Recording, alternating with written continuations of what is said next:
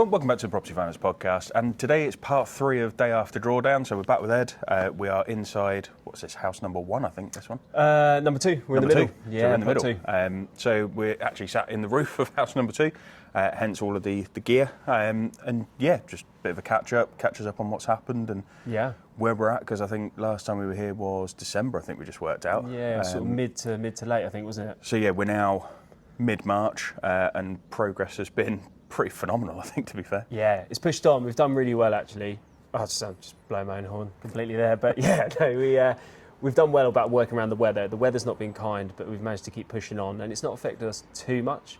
So yeah, now we're at roof stage. The roof's going on. We've got a day or 2 left on the roof. Next week, all the installation's going to go in. Week after that, the roofers are in to push on and get it watertight. So yeah, then scaffold gets dropped, and then we're sort of... There's nothing then that's going to affect us too much with the weather. Yeah, I mean, the wind and watertight. Exactly that. I think the big thing's brickwork, isn't it? Brickwork gets heavily affected by weather, but with this, we've managed to get around it. I think they've got a day left, so really nothing else sort of weather-wise can affect us too much on this, which is great. So the rest of the schedule,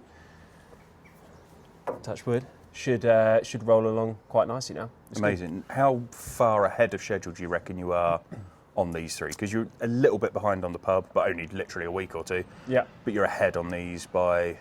So I'd say we're probably about the same, aren't you? Well, I'd say we're ahead by about 4 weeks to what I originally thought we'd be at, and that's mainly because of the weather. Because we broke ground in mid-November, you always allow an extra month or so, just because there could be a week or 2 where you just cannot lay. And we haven't had too many cold spells. Normally February is really cold for us. So we've managed to avoid that. So the temperatures haven't been bad for the bricklaying. So we're about 4 weeks ahead of schedule now, which is good. The pub, we're probably about 2 weeks or so behind. We've just had lots of little extras and bits and pieces, classic refurb, just finding stuff and having to get around it, really. And when does the marketing start on the pub? That's probably only a couple of weeks away now, I think, from... So the agent's ready to go on that, but what we're going to do is, because of the market, it's better than it was, but it's still not crazy buoyant. Yeah. So we're actually, when that goes, that's going to go on in probably the next 6 weeks or so. And we're going to just advertise it from the moment it's ready, so it just hits the market, and it's a bit of a new property. We did talk about CGIs and stuff for this side of things, for the new builds, but the reality is because the market's not crazy buoyant, if we put CGIs on too long, by the time they actually go onto the market, they kind of almost become old news. Yeah. And actually that can affect the sale a little bit. So what we're going to do is get the pub on the next 6 to 8 weeks. That'll be on, hit the market. And then what we'll do is probably piggyback slightly back to say it's part of a development, to say this is coming. And it kind of gives people a good example of the quality of finish and stuff that we can do. So then it might attract a bit more this way. And in terms of the market, you mentioned the market a couple of times. Obviously at the moment we are at the point of sitting and recording this, watching developments over in the Middle East. Swap rates are up. Interest rates held yesterday, mortgage products are being pulled left, right and centre. How are you feeling about that being 6 to 8 weeks away from marketing the first property? How are you feeling? Yeah, it's not ideal. It's not ideal, but the reality is, if I'm being brutally honest, is ever since COVID, every year there has been something. I mean, if we hold off developing because we're waiting for the next thing that's kicked off, then we're never going to develop. So it's COVID, Liz Truss, Ukraine, Iran. Yeah. Probably missed some other bits in between there. Meningitis is probably going to be the next one as well. But it is what it is. There's nothing you can do. It's out of our control. I think the only thing we try and give ourselves a little bit of advantage on, whether, like you say, if there's uncertainty in the market, if the market's not too buoyant, like we've done in the last few developments, is we just try and give it a few more extra finishes compared to probably what our competitors are doing out there. So actually we do a lot of future-proofing on our developments that shows a lot of thought that goes into it.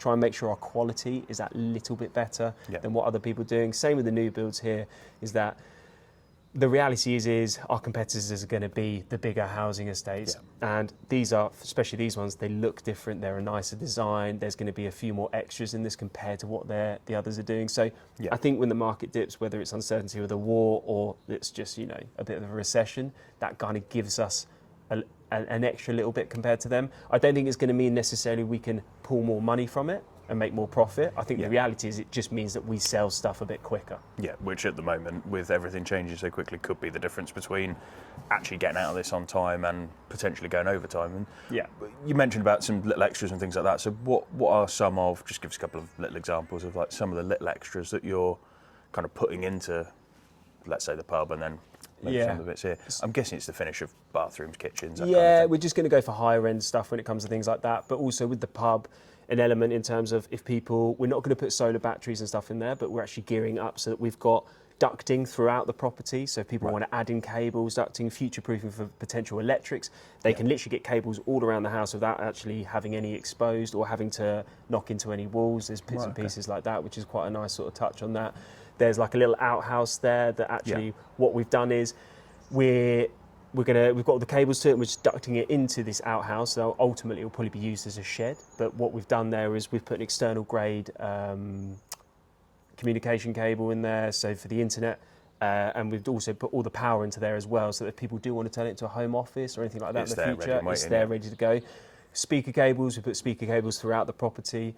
We're not actually going to install the speakers in the ceilings because I actually did that on the last development and came back and they got completely taken out and upgraded by everyone, even though they were still a very high grade. So it kind of made me realise that actually we put the facilities there, or the cabling stuff there, and then we give people a map and say, look, if you want to add speakers into this, it's here, there and there. Yeah. People can do it. So it's just trying to do those extra touches that potentially other people aren't doing in their developments. And when it comes to this, is I think the overall finish is going to be there, the kitchens will be a good quality, we'll be making sure that in terms of cupboard space and stuff, we're trying to be thinking a little bit beyond others, and we're putting lots of cupboard storage space in, those kind of things really. Okay. And in terms of kind of where you're at drawdowns wise, you've had a fair few drawdowns now. So obviously this whole series was kind of about day after drawdown, but we're probably day after, 4 or 5 drawdowns now, I would think? No, we're at 3. Oh, you're at 3 now? Yeah, right, so we're at 3. Mainly because we've got a good float in the business, and I think that's a big key thing, is that making sure you have a good float in your account so you can keep things going, so that if drawdown comes along and you're a few days late, or they are a few days late, the lender's giving to you, you're not panicking too much. So we've been quite fortunate with that. We actually had a drawdown today, this morning. I was going to say, you had the chaps on site this morning, didn't you? Yeah, the bank was out this morning, just had a look around. Always make sure that we have all the paperwork set up for that, everything they've requested. We then come to the site hut and we just go through the drawdown sheet, what I'm going with, talking through every single thing and justifying that drawdown, having a walk around, and then normally it's all pretty good. The main thing I make sure I do is I just never try and push the boundary.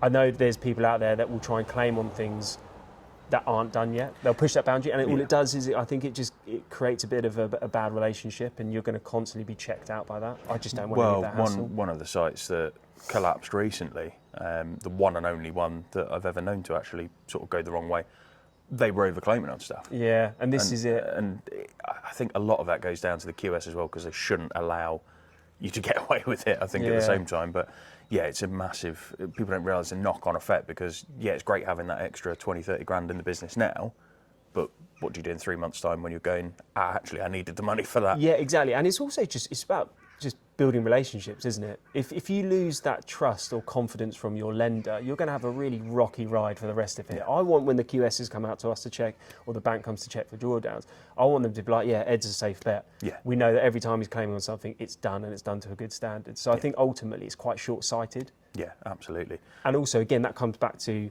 you're not having to keep claiming more than what you've done if you've got a good float in the business to start with. I think float is key.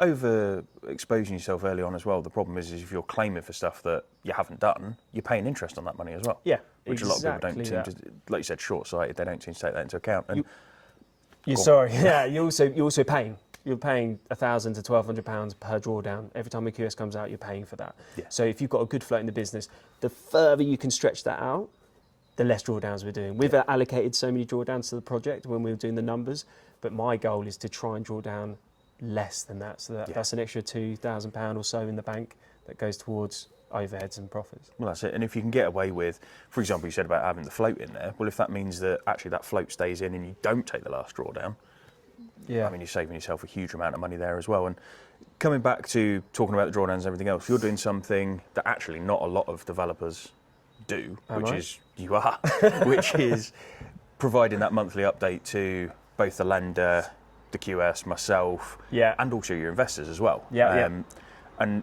I've only ever seen maybe 1 or 2 people do it previously to just investors. I've never ever seen anyone do it to lenders. And how are you finding, I mean, obviously I've seen the feedback, but for the people sort of watching and listening to this, how have you found the feedback to that? Yeah, it's good. I think I do it anyway.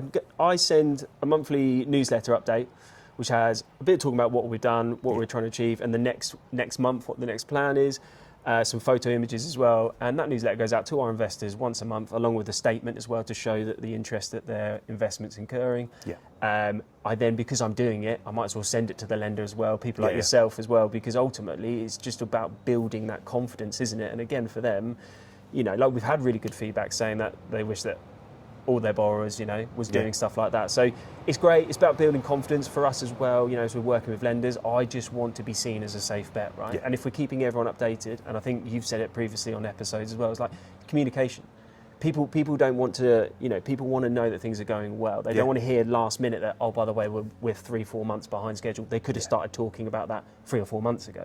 So with sending out the monthly statements as well, one of the things that I think is key, you mentioned it with communication and everything else, is, and this isn't as relevant for you because you sort of know what you're doing, but if you're a first-time developer, I think one of the things with those monthly updates is it starts to allow other people to see if there's something that's going to go wrong. Yeah. And I think that's the thing as well, is it's all well and good going to your broker on month 12 out of a 15-month term and going, oh, by the way, something's gone wrong. But if we're getting those monthly updates, month 8, 9, we can turn around and go, it looks like things are getting a bit squeaky here. Can we interject and help? And like, for example, this getting to Winham Watertight, there is the option that if you needed to, you could flip onto like a sales bridge or a dev exit, raise some equity and extend your time period. You don't need to, but if someone else was sort of in a similar position. And I guess it kind of ties in with what we discussed earlier, is that actually, technically when you're doing your drawdowns and you're doing your cash flow, that's going to give the lender a pretty strong indicator on how you're doing and whether you're running behind. However, if you've got a good float in there and you're pushing those drawdowns to as far as possible, you actually might not be doing. I mean, our last drawdown was January. We're talking 2.5 months ago. So actually, by doing the monthly update on the statement, that's still giving them that good feedback, isn't it? Yeah, because otherwise they're waiting 2.5 months for an update, and that update might come through, and they might go, well, hang on a minute, we probably should have known something about this a month earlier. Yeah, exactly. That brings us nicely on to probably one of the last questions then, which is, have you had any challenges over the last 2.5 months? Daily challenges. Relating to the project. I've just seen the state of your sugar tin. We're making coffee. So that's the number one problem. Oh, the struggle's real. You need to stop putting the spoon in the coffee and then in the sugar, because it's just creating a problem. For the record, for the listeners, I don't have sugar in my tea. I'm going to push that blame onto everyone else. I think the only thing that happened is, we probably, with the pub side of stuff, fell a little bit behind because some of the extra bits that came in. I couldn't move some of the trades around, like the plasterers, they were really fixed in, so I had to jump on the tools. So I jumped on the tools for a couple of weeks, which is great because I have that trade and that knowledge for a carpenter. But the reality is that means then I'm working around the clock because there is so many other things to do. So I'd say the challenges there has been probably more solely on me. A couple of other challenges we've had as well is that, because we inherited this design, we bought it with full planning permission, just discharged the planning conditions just to save on time. We've inherited some nice new builds, but ultimately they're not simple and straightforward to build. They're quite complex. So when it's come to doing this roof side of stuff, we've had to have the roof steels in, we've had to have the crank steel sections. There's been a lot of single panels being built behind us, or I don't know if you can see it on there, but next to us, they're quite narrow, tall panels. So it's getting everything tied in.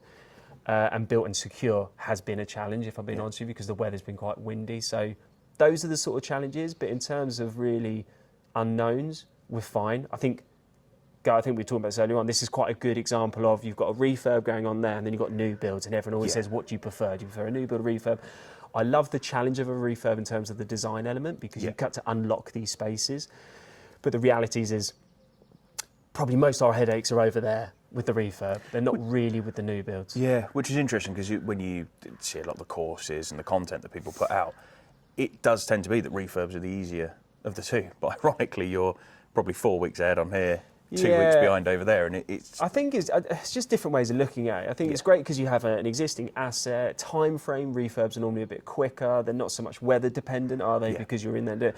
But I mean, you just uncover loads of things. We've hit asbestos 3 times in there. That delays things. We've had to upgrade all of the joists. That's it. We've had to upgrade a lot of wall situations in there. So that's been more, what are we coming across today? How are we getting over this problem? Whereas for us with new builds, I think from a management side of stuff, I'd probably find it easier doing new builds, because once you're out of the ground, that's problems.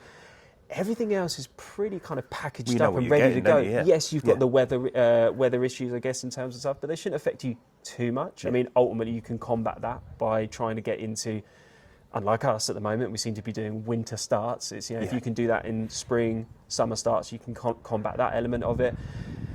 And the only other thing I'd say in new builds that's tough is utilities can be a bit hit and miss. Yeah. Our utilities have come out a little bit more expensive here, but then we've had some areas that have come in a little bit less, so it's kind of And in terms of your timescales and your utilities, are you on track Yep. to hit your targets? Yeah, so we've got all the quotes is an in. unknown, to be fair. Yeah, we've got all the quotes in, and we're about to literally book them. I think it's Monday. I think it's getting locked in,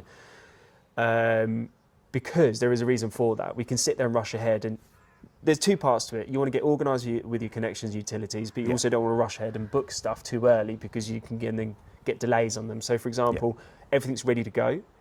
I just haven't booked it or pressed the button yet because of things like we've still got the scaffolding up. We can't have our electric connected while there's scaffolding up. Just for health and safety, they will not do it.